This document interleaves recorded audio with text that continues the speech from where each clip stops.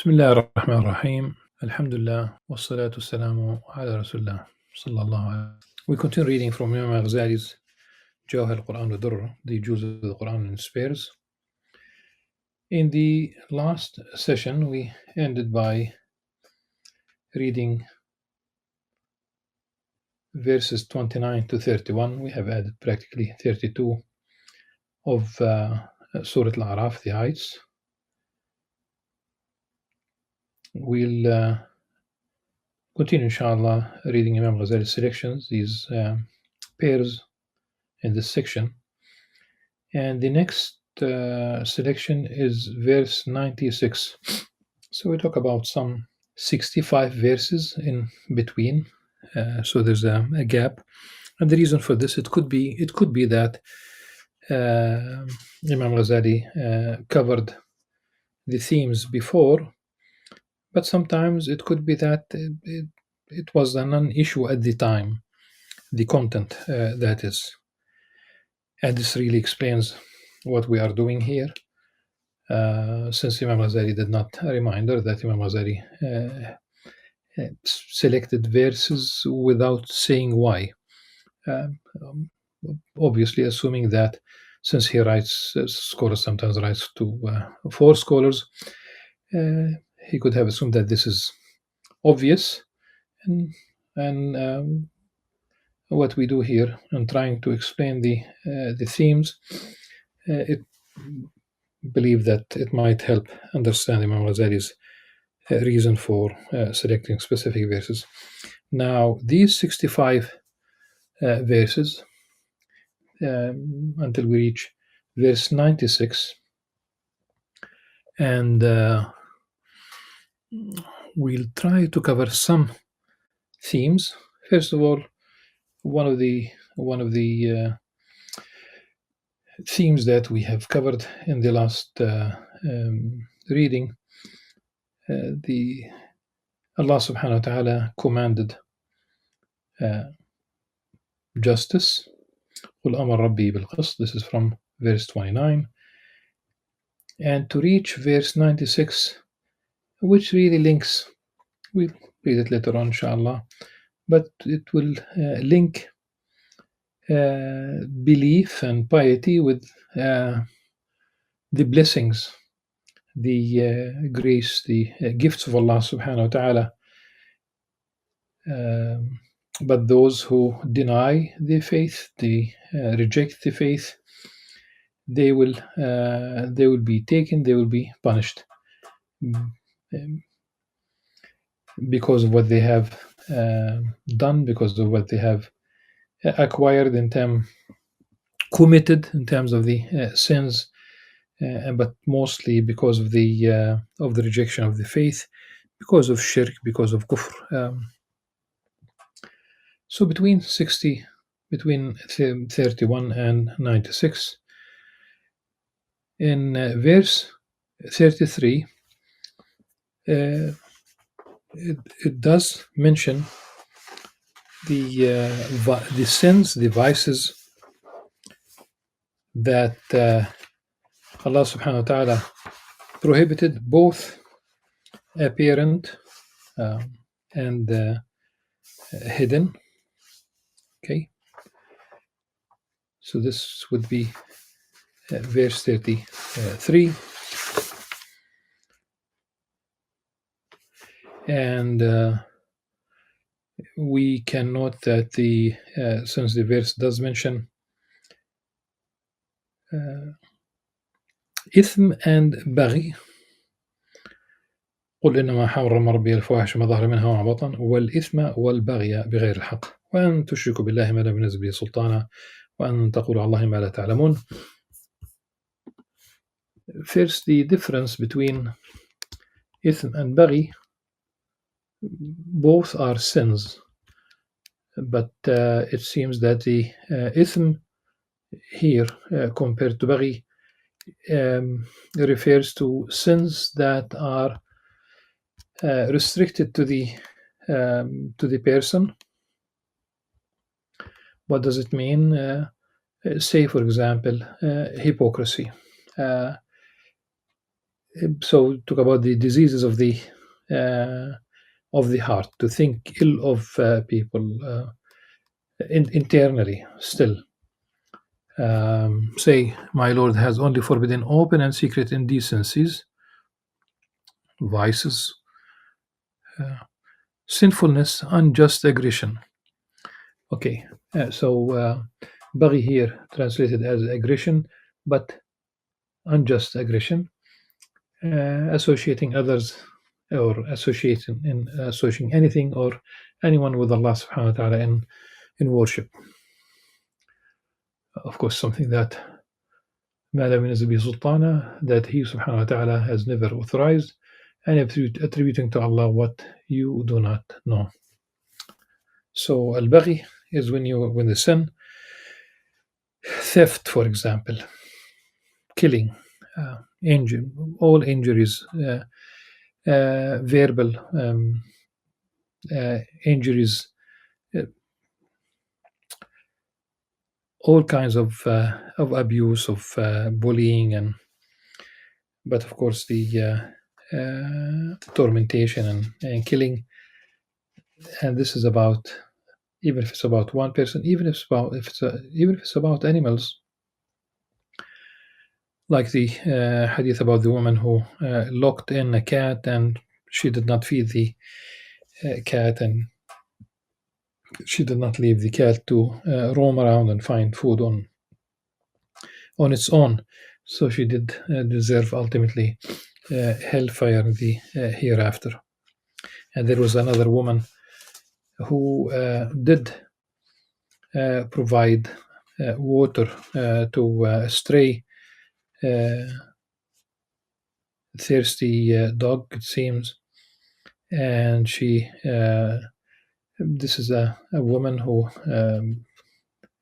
is a prostitute, but Allah subhanahu wa ta'ala forgave her, and He granted her paradise in the hereafter because of her kindness to the dog. So here, two examples.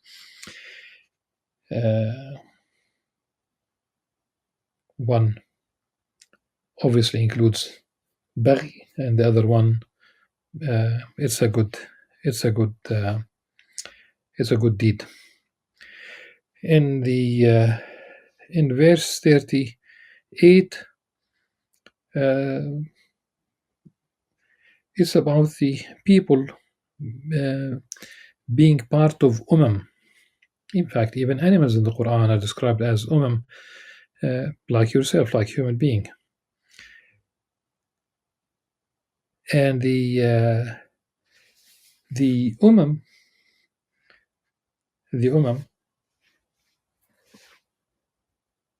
وَلِكُلِّ أُمَّةٍ أَجَلٌ, in verse 34,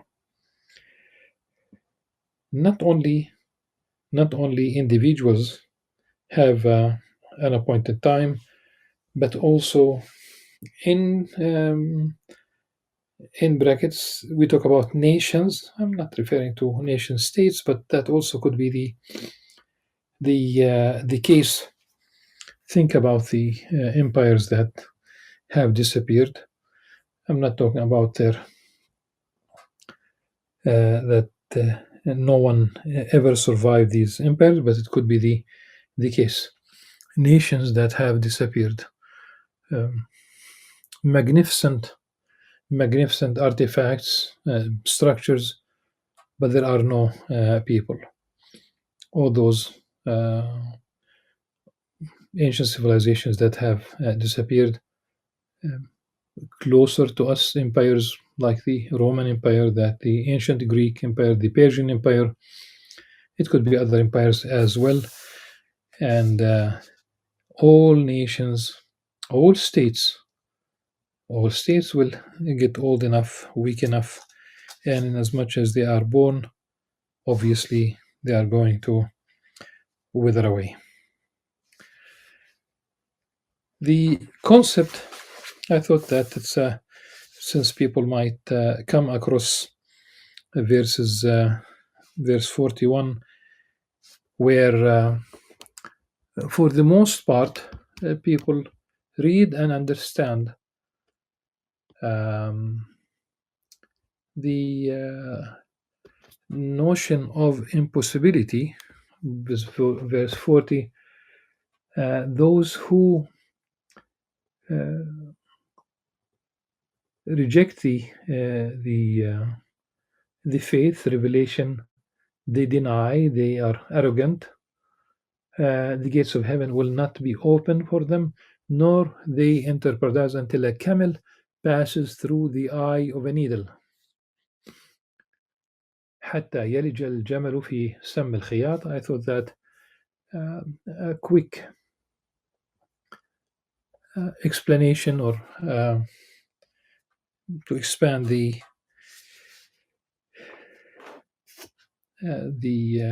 understanding how it is sometimes read and explained.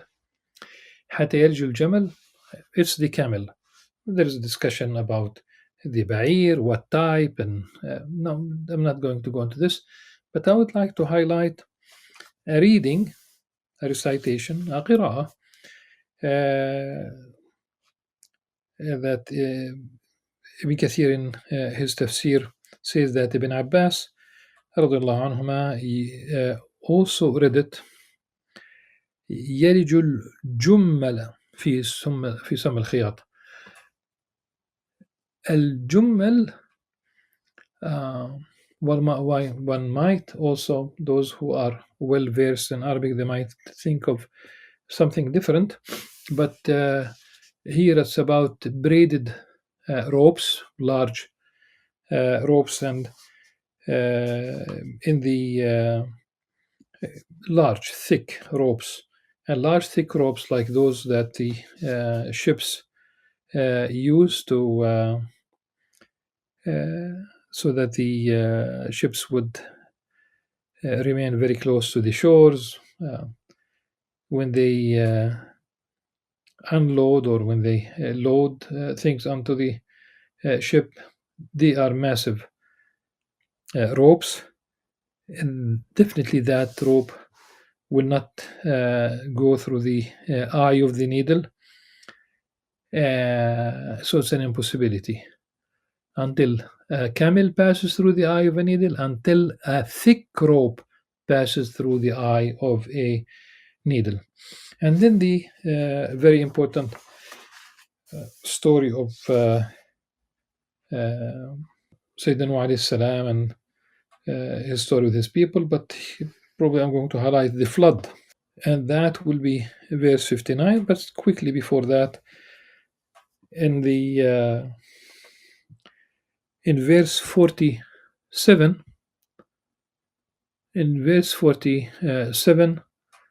on the heights, Al-A'raf, which is basically the surah is named after, there will be a barrier between paradise and hell, and on the heights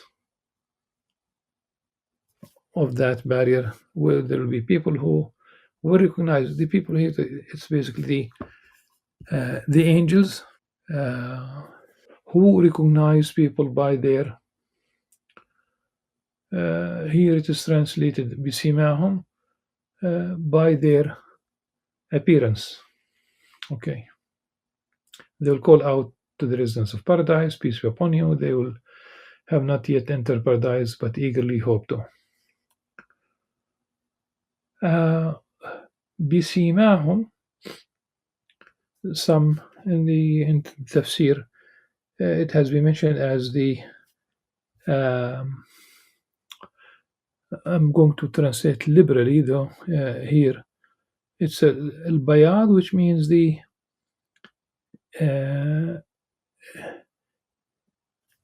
illuminated faces because of their faith, belief, and darkened faces, white, but it doesn't mean the color particularly. It's about darkness of their sins showing on them. So the person could be originally a white person but darkened, or could have a darkened complexion, but it's a yom tabyad wujuh. It's about the destination. If you are destined to paradise, that's basically you are classified amongst those who have white faces. Just don't think about the color. Think about the light that basically illuminates your path, that aura around you. So this is bisimahum. So there's a sign, and I would even venture a little bit beyond that. Literally, people will have as if they are coded also. Okay. Allah subhanahu wa ta'ala a'la wa a'lam. Sayyidina Nuh alayhi salam. So Prophet Nuh alayhi salam. I think the issue is in the flood. He called first of all, he called people, his own people, to believe in Allah subhanahu wa ta'ala, that they have no other God to worship except Him subhanahu wa ta'ala. مَا لَكُمْ إِلَهٌ غَيْرُهُ. This phrase, مَا لَكُمْ إِلَهٌ غَيْرُهُ, has been repeated by many prophets in the Qur'an. That's the major message. And for example, even in this surah, وإلى عاد أخاهم هودا قال يا قوم اعبدوا الله ما لكم من إله غيره. So Prophet Hud alayhi salam, he used the same phrase, calling people to the worship of the only one God, Salih. He called alayhi salam, he called Thamud, and he told them using the same phrase, وإلى ثمود أخاهم صالحا قال يا قوم اعبدوا الله ما لكم من إله غيره. So وإلى مدين أخاهم شعيبا قال يا قوم اعبدوا الله ما لكم من إله غيره. Okay, so this is about it's about the oneness of Allah subhanahu wa ta'ala, and not the unity. It's the oneness of Allah subhanahu wa ta'ala. I've noticed that some people use the word unity. Originally, the etymology of unity is about oneness, but it has been used to indicate more than one part or more than one person, as in the story of the Trinity.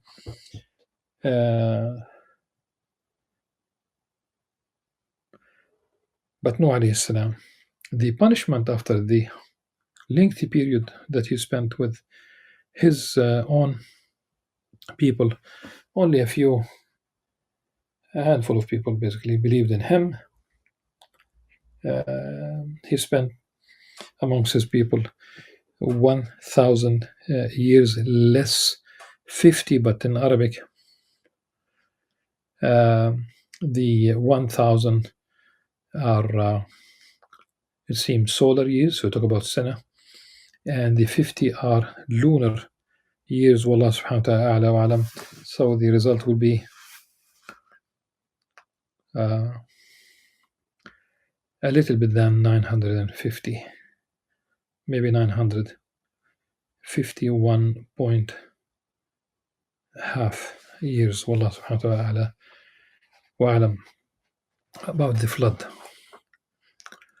The flood was it? First of all, it is a well-established fact. You can literally buy fish fossil.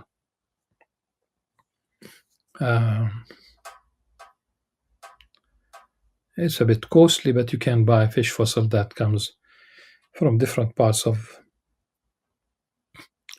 locked land. I myself saw fish fossil, not in museums, not in like museums of natural history. No, I literally saw fish fossil as part of rocks on high mountains, not very high, but high mountains, tens of kilometers away from the shore of the Mediterranean. and it's not really rocket science. The sea level was one day was there. What up till that, uh, um, as far as at least this mountain. I'm not precluding other areas, but I'm saying now, was it a flood or was it simply uh, the result of glaciers melting at one point? Maybe we are going to witness more melting and higher sea levels in the near future, where cities on the shores of oceans and will face challenges, maybe even will be covered with seawater. So in principle, that's the some uh, people would say that the whole story of the flood originated in the Epic of Gilgamesh. Then the authors of the Torah picked up the theme and inserted it uh, into the Torah, and then the authors of the Qur'an inserted the biblical story into the Qur'an. Just think of it like this. Those who were on the ark with Sayyidina Nuh alayhi salam, after when the flood took place, and the flood ended, and they landed on a mountain, Al Judi, and the ark itself remained as a sign for the people.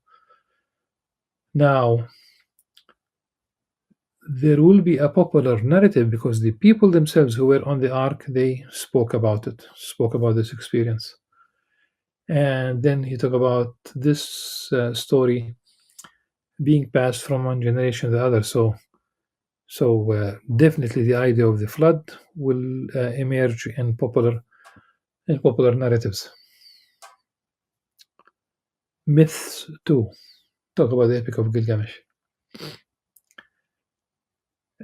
So Revelation would mention something that shares with the not an objective historical description of what happened then, but you will find traces of the flood, the story of the flood in popular culture, as in the Epic of Gilgamesh. And the claim that the authors of the Quran picked the story from the Old Testament, there isn't even one single story that in the Old Testament that has a version of the Quran which is 100% identical. So, for example, in this particular case, the people of say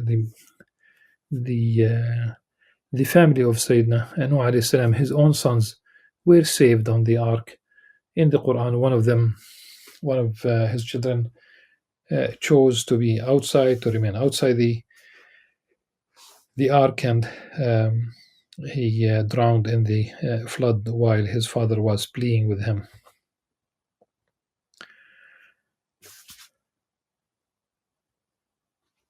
And then we move to the story of Lut alayhi salam. This is verse 80.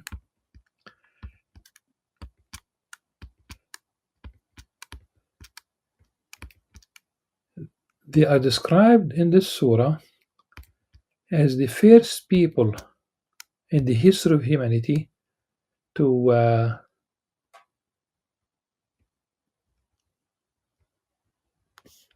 perform homosexual acts. In the Quran itself, though, the language وَلُوطًا إِذْ قَالَ لِقَوْمِهِ أَتَأْتُونَ الْفَاحِشَةَ مَا سَبَقَكُم بِهَا مِنْ أَحَدٍ مِنَ الْعَالَمِينَ إِنَّكُمْ لَتَأْتُونَ الرِّجَالَ شَهْوَةً مِنْ دُونِ النِّسَاءِ بَلْ أَنْتُمْ قَوْمٌ مُسْرِفُونَ. Now, and remember when Lot, Sayyidina Lot alayhi salam, scolded um, his people, the men, saying, do you commit a shameful deed that no man has ever done before? As a community, his people, they performed the shameful deed. It's not a problem of hospitality. It's not robbery. It's because in the next verse in 81, you lust after men. إنكم لتأتون الرجال شهوة من دون نساء. You lust, not only you lust, but you basically perform these homosexual acts. لتأتون الرجال شهوة من دون النساء. لتأتون. It's not only تشتهون. لتأتون. Because in the when you talk about the Qur'an, in the relationship between the spouses, male and female, in Surah Al-Baqarah, verse 223, it does the use the word فأتوا حرثكم أن شئتم. فأتوا حرثكم أن شئتم. فأتوا. In this case, فأتوا. So there's the commandment to have intercourse in the natural place, meaning to avoid the rectum. This is between spouses, male and female. So that which is permissible from an Islamic point of view, it's the vagina. I apologize for the details, but one has to be very clear. وَأْتُوا حَرْثَكُمْ أَنَّ شِئْتُم. Here in this verse, أتأتون الفاحشة إنكم لتأتون الرجال شهوة من دون النساء. I'm saying this because there was a book that was published years ago, the title of which is Progressive Muslims, and Muslim revert. I'm simply saying he's Muslim because that's what he claims to be. Scott Kogel. He wrote about. He contributed a paper to this book, which was edited by Umayyad Safi, and he wrote about homosexuality, and he said in that article there's nothing in Islam, nothing in the Quran prohibits homosexuality, but he dropped these two verses. And I remember sharing my thoughts, of course, about these particular verses with the editor. It's been a long time, but the claim that the Quran has no prohibition is absolutely false, because if the idea is looking for a specific word, the Quran is very polite. This is the language Allah subhanahu wa ta'ala. Sometimes, of course, it is understood. It is very clear. If you know Arabic, it is very clear. If not, the Prophet sallallahu alaihi wasallam, and the Hadith is part of Islam, so it's not something that is. The Prophet sallallahu alaihi wasallam in the Hadith, he cursed the people who do the same action like the people of Lut alayhi salam 3 times in one Hadith, and there's a consensus amongst the companions of the Prophet sallallahu alaihi wasallam and the classical scholars. There's consensus about the prohibition of homosexuality. And if you are looking for a specific word, where would you find the word, for example, drugs, mukhaddarat, in the Quran? So will you claim that it is permissible because you cannot find the word itself? Where would you find today the word euthanasia? Would you say that it is permissible? So this is really very important to remember, really. knowledge of Arabic is essential. Knowledge of the Qur'an, knowledge of the Hadith, knowledge of Arabic, knowledge of the Islamic scholarship. Subhanallah.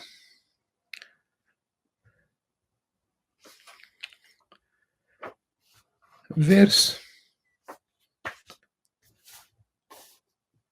96, where we have a direct link between belief, piety, and the bounty from Allah subhanahu wa ta'ala. ولو أن أهل القرى آمنوا واتقوا لفتحنا عليهم بركات من السماء والأرض ولكن كذبوا فأخذناهم بما كانوا يكسبون. This is the verse that Imam Al-Ghazali selected, verse 96. Had the people of those societies been faithful and mindful of Allah subhanahu wa ta'ala, be God conscientious, we are the royal we, Allah subhanahu wa ta'ala is the speaker here, we would have overwhelmed them with blessings from heaven and earth, but they disbelieved, so we seized them for what they used to commit. So, will they be safe from punishment?